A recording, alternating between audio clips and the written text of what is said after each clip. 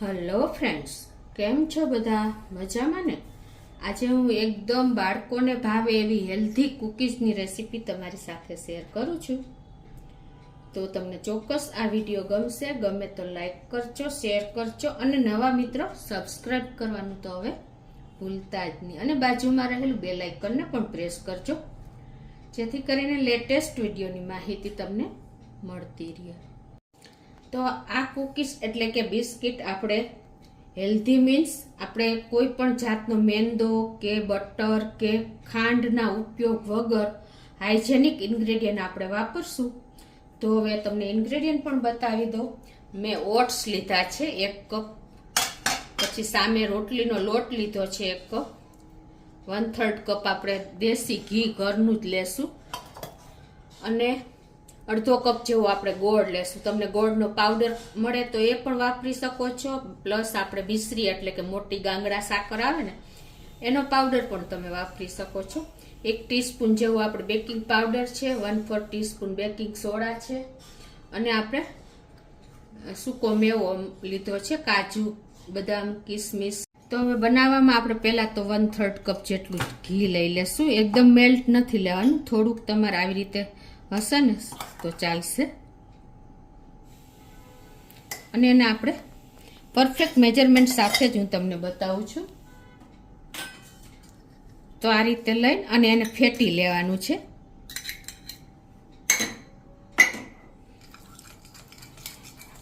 આપણે જે રીતે પેલી બિસ્કિટમાં ફેટીએ ને આ રીતે એકદમ તમે ફેટશો ને એટલે એનો કલર વ્હાઈટ આવી જશે. એક જ ડિરેક્શનમાં 4 થી 5 મિનિટ આ રીતે આપણે એને ફેટી લેશું. આપણે જે રીતે નાન ખટાઈમાં ફેટીએ છીએ ને એ જ રીતે એકદમ ફ્લફી થાય ને, કલર ચેન્જીસ આવી જાય ત્યાં સુધી ફેટવાનું છે. તો આ રીતે જો આપણે કલર બદલી ગયો છે આખો, તો હવે એમાં આપણે અડધો કપ જેવો દેશી ગોળ છે એ નાખી દેશું. જે જેગરી પાવડર આવે છે એ પણ તમે ઉપયોગ કરી શકો છો. તો આ રીતે જો આપણે ગોળને પણ સરસ એક જ ડિરેક્શનમાં મિક્સ કરી લીધો છે. હવે આમાં આપણે 1 કપ મેં ઓટ્સ લીધા છે એ નાખી દેશું, અને 1 કપ આપણે ઘઉંનો લોટ નાખી દેશું.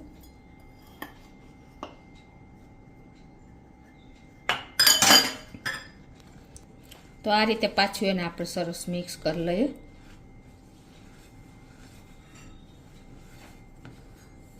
હવે આમાં આપણે 1 ટીસ્પૂન જેવો baking powder, 1/4 teaspoon baking soda નાખીને અને મિક્સ કરી લેશું.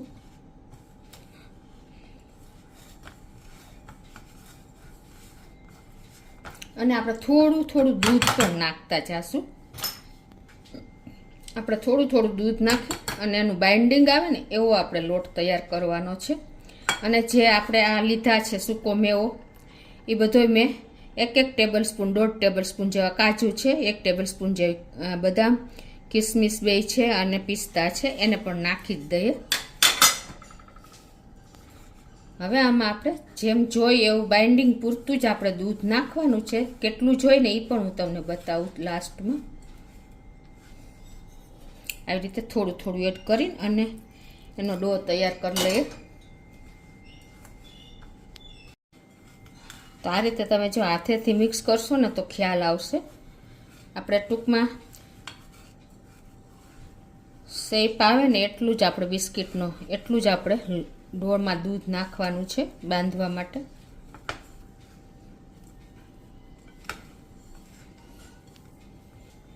તો અંદાજે મારે 4 ટેબલ સ્પૂન જેવું દૂધ મેં લીધું છે, 4 ચમચા જેવું.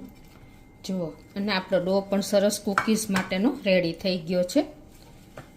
આવી રીતે એને આપણે ભેગો કરી લેશું.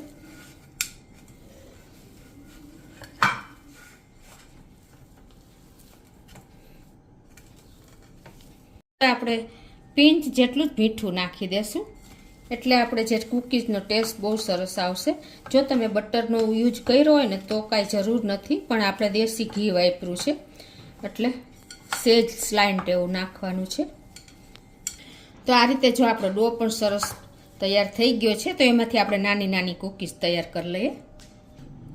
આપણે આ કૂકીઝ છે ને ઓવન વગર આપણે ગેસ ઉપર જ બનાવશું. તો એના માટે તમારે કઢાઈમાં બનાવશું. તો એના માટે આપણે ગેસ ઓન કરી અને એક કઢાઈ આપણે પ્રીહીટ કરવા મૂકી દેશું. તો આ રીતે કોઈ પણ કઢાઈ તમારે રાખીને અને એમાં એક સ્ટેન્ડ રાખી દેવાનું. અને પછી તમારે એલ્યુમિનિયમની પ્લેટ કે સ્ટીલની પ્લેટ કોઈ પણમાં તમે મૂકી શકો છો. તો આ રીતે આપણે જે પ્લેટમાં કૂકીઝ મૂકવી છે ને એને પણ ગ્રીસ કરી લઈએ. તમે બટર પેપર હોય તો એ પણ મૂકી શકો છો.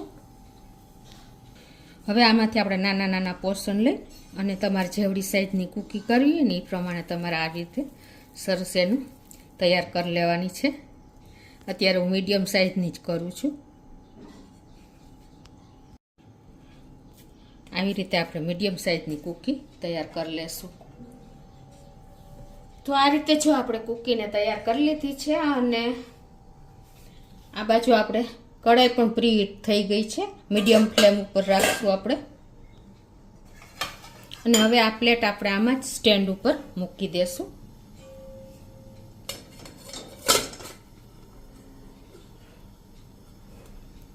હવે આને આપણે સ્લો ટુ મીડિયમ ફ્લેમ ઉપર રાખીને અને 20 થી 25 મિનિટ સુધી બેક થવા દેશું. આપણે બીજી જ કૂકીઝ એર ફ્રાયરમાં તૈયાર કરી લઈએ. તમે ઓવનમાં પણ કરી શકો છો.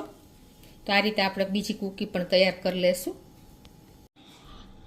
આમાં તમે જો શેપ હોય ને કૂકીઝનો તો એનાથી પણ તમે કરી શકો છો. પણ આજે આપણે સિમ્પલી જે ઓટ્સના બિસ્કિટ આવે ને એ રીતે જ આપણે તૈયાર કરીએ છીએ. અને કૂકીઝને કૂક થવા માટે એટલે કે બેક થવા માટેનો ટાઈમ તમે કૂકીઝની જાડાઈ અને જે થિકનેસ કે રાખી છે ને એના ઉપર પણ ડિપેન્ડ છે.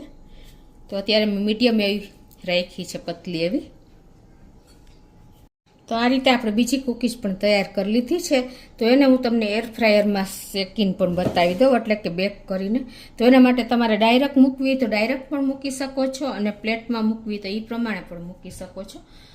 તો અત્યારે આપણે ડાયરેક્ટ જ મૂકી દઈએ ગ્રીલ ઉપર જ. અને મેં ગ્રીસ કરી લીધી છે ઘીથી. અને આ રીતે આપણે થોડા થોડા ડિસ્ટન્સે સેટ કરી દઈએ.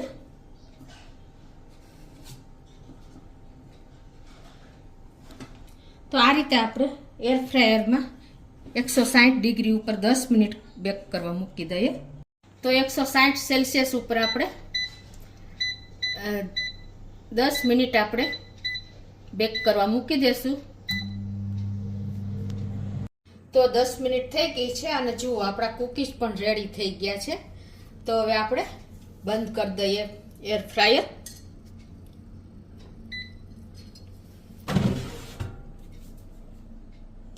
તો હવે જો આપણે આ એર ફ્રાયરમાં કૂકી તૈયાર થયા છે ને એને લઈ લઈએ. હજી ગરમ હોય એટલે હું આ રીતે જ લઉં છું. જો મિત્રો એકદમ સરસ કલર આપણે બહાર લઈએ ને એ ટાઈપનો જ કલર આવી ગયો છે. તો આમાં કોઈ ટાઈમ નહીં લાગે. જો તમારે થોડાક પતલા વાળા હશે ને તો 7 મિનિટમાં પણ તૈયાર થઈ જાય છે. આપણે જો એર ફ્રાયરના કૂકીઝ રેડી થઈ ગયા છે. અને અહીંયા પણ આપણે 20 થી 22 મિનિટ જેવું થયું છે. અને જો અહીંયા પણ આપણા કૂકીઝ સરસ એવા તૈયાર થઈ ગયા છે. જો આપણે કઢાઈમાં પણ ગેસ ઉપર તમને ખ્યાલ આવી જતો હશે.